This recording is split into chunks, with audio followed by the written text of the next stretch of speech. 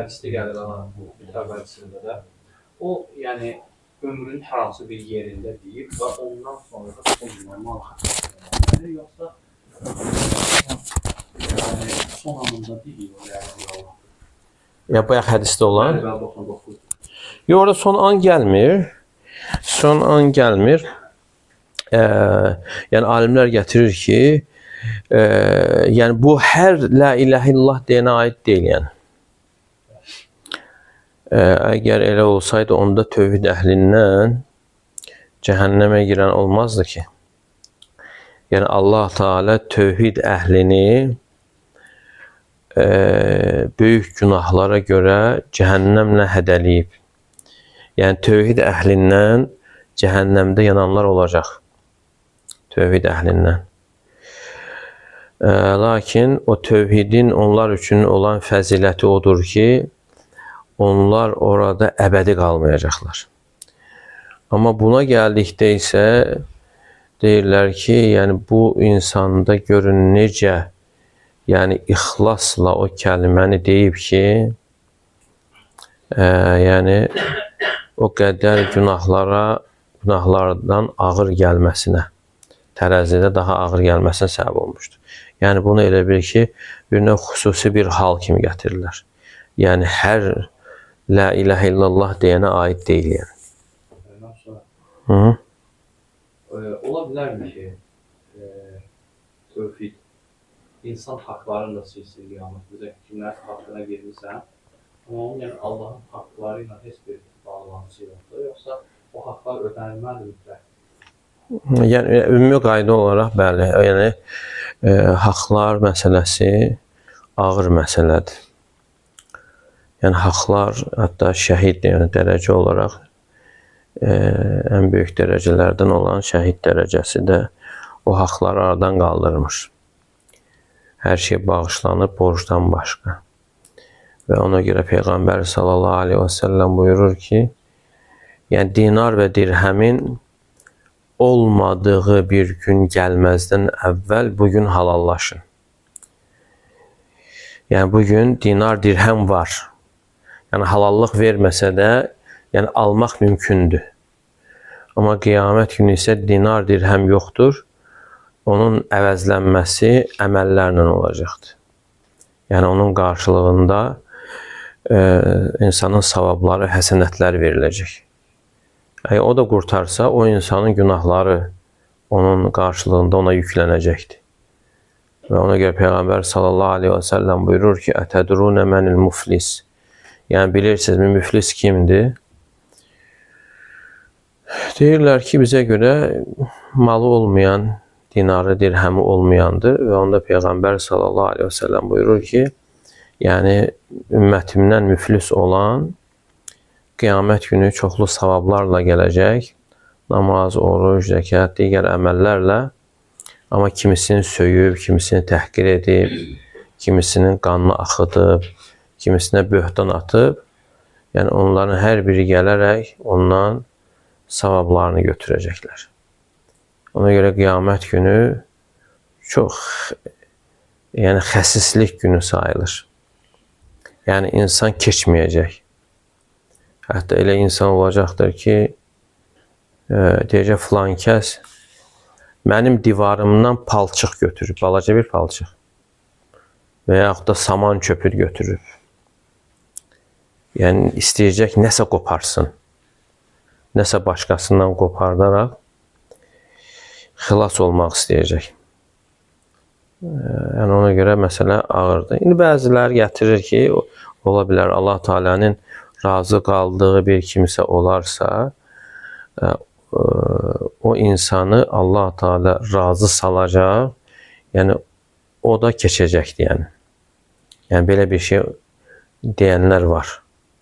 Amma ümumi dəlillər onu bildirir ki, məsələ şiddətlidir. Yəni, insan özü ilə Rəbbi arasında olan günahlar elədir ki, insan tövbə etməklə Rəbbi onu bağışlayır. Amma insan haqqı isə mütləq halallıq alınmalıdır və yaxud da qaytarılmalıdır, əgər maddi bir şeydirsə.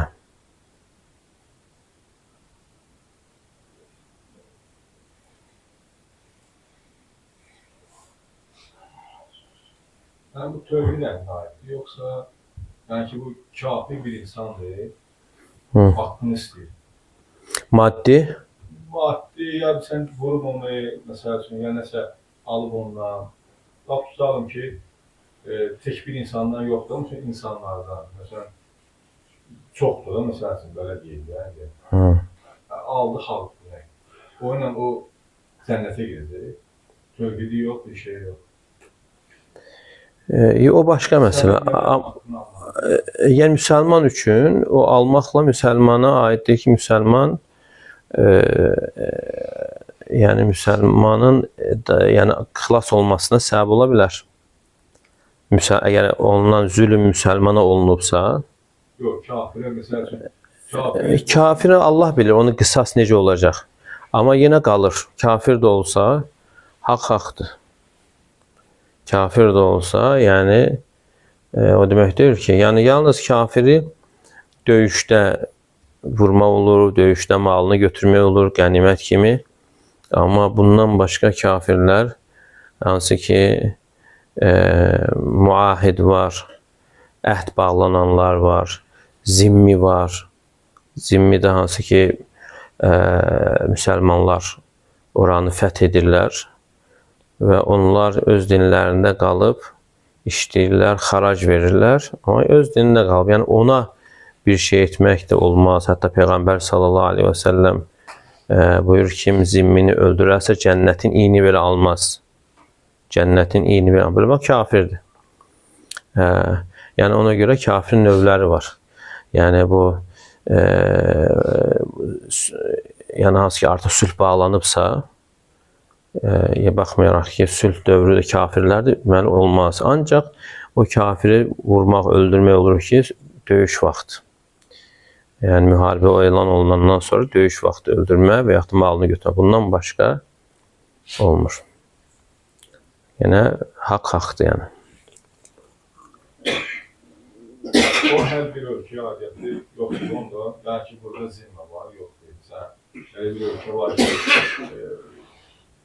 bəlkə zimə bilmir nə var ki, yəni sülh bağlı bir kafirə. Burada məsələn, ibadət edin, məsələn, bəzi şirk əhli var, o kimdən müqavilə bağlı bir şey? Yox, olmasa da, yəni əgər bir məsələn kafir əgər viza ilə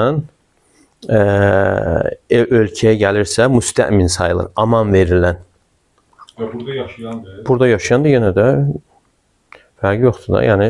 Eynidir də, burada yaşayan tövhid əhlindən, şirk əhli eyni şeydədir. Yəni deyir ki, necə deyim, eyni hüquqa malikdir. Bəli, haqq baxımından bir şey baxın. Yox, şeydən deyirəm mən, dövlət səhəsində eyni hüquqa malikdir. Amma qaldı ki, məsəl üçün, o cür insanların o biazdır, zimməni öldürən insan. Cənnətini belə. Bəli.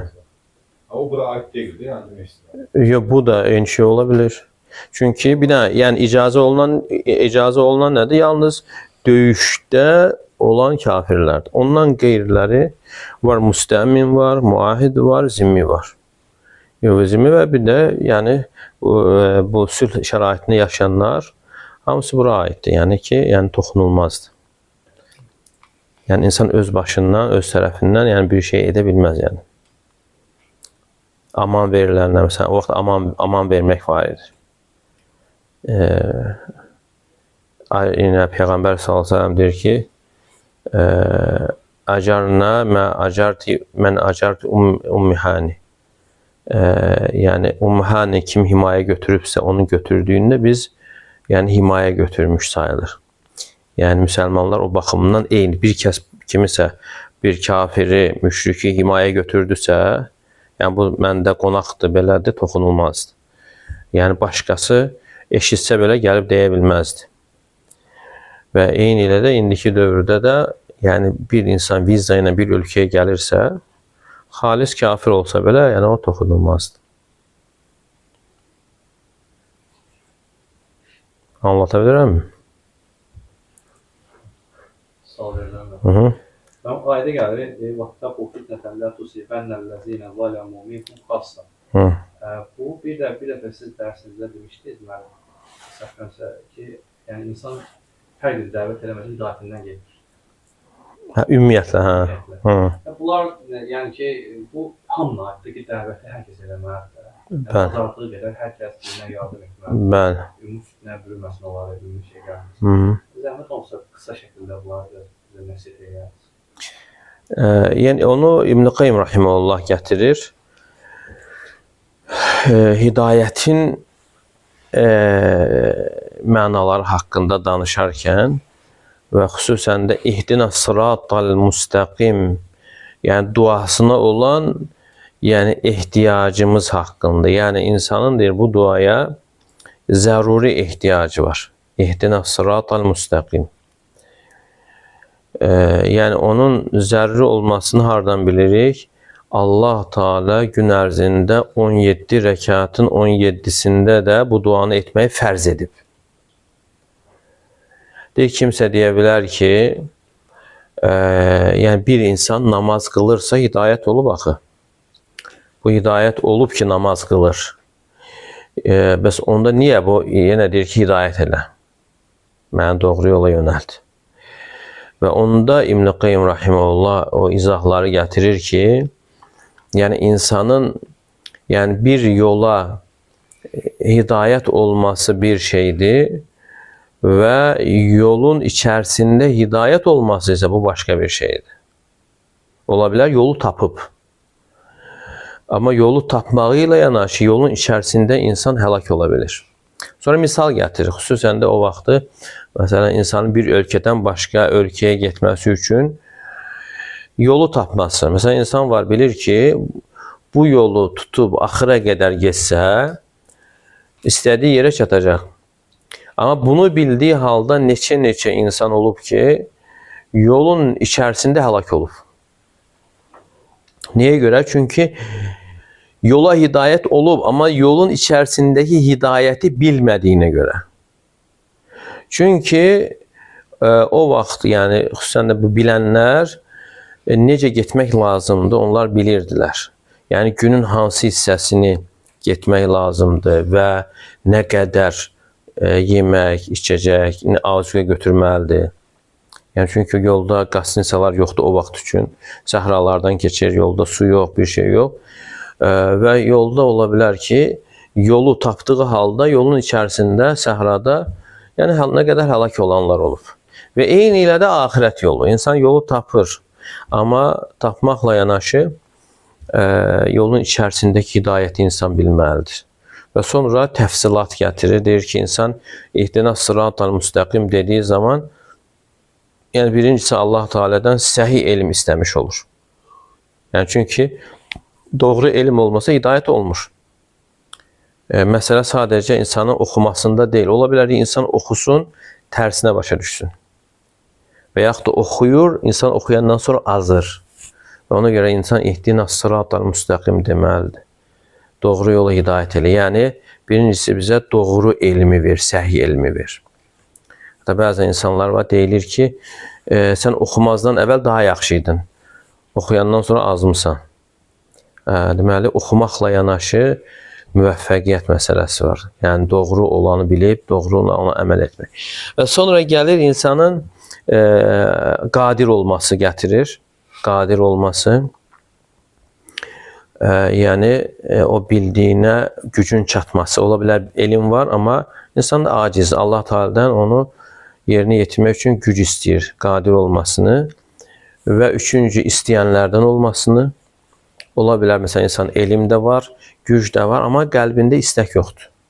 İhdina sıratal müstəqim deməklə Allah Teala'dan onu istəyir və dördüncü isə edənlərdən olmaq istəyir.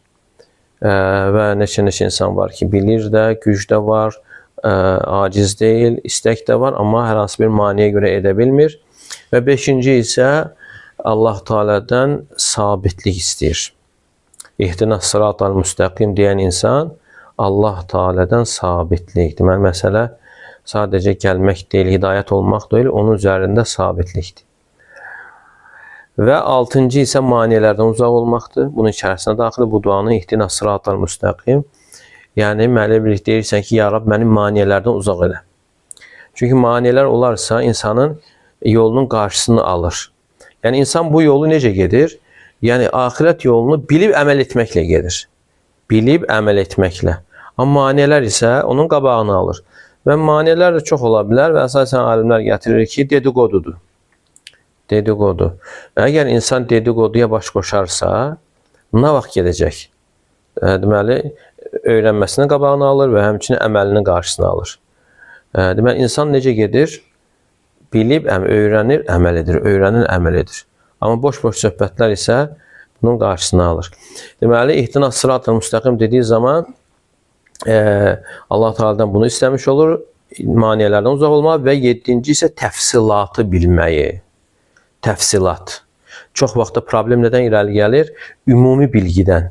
Ümumi bilir, təfsilatı bilmədiyi üçün görürsən problem hasil olur.